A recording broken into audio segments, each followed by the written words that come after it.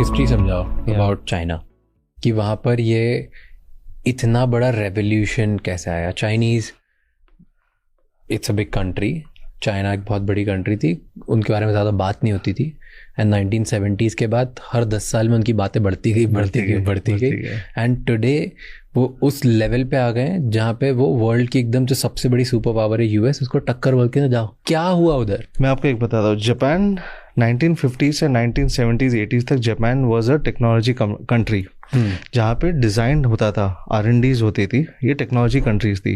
पर ये टेक्नोलॉजीज बनाते कहाँ पे थे 1970s के बाद में, बिकॉज जैसे जापान एक्सपेंसिव होना चालू हुआ इन टर्म्स ऑफ लेबर, तो उन्होंने वो शॉप चेंज किया टू चाइना और टू वियतनाम। तो चाइना और वियतनाम वो स्टेज पे आए कि जहाँ पे वो लोग असेंबलिंग चालू किया 1970s 1980s बैक में।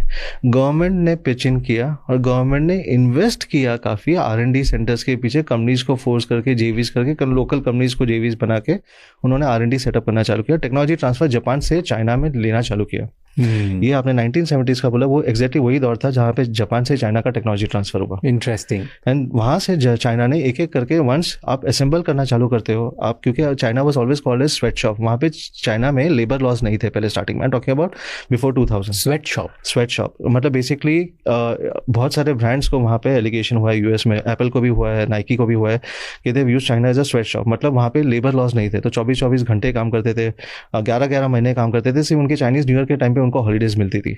सो ये 11-11 महीने जो काम करते थे, नॉन स्टॉप काम करते थे, फैक्ट्रीज में ही रहते थे, फैक्ट्रीज में रहते थे, सब स्टैंडर्ड कंडीशन में रहते थे।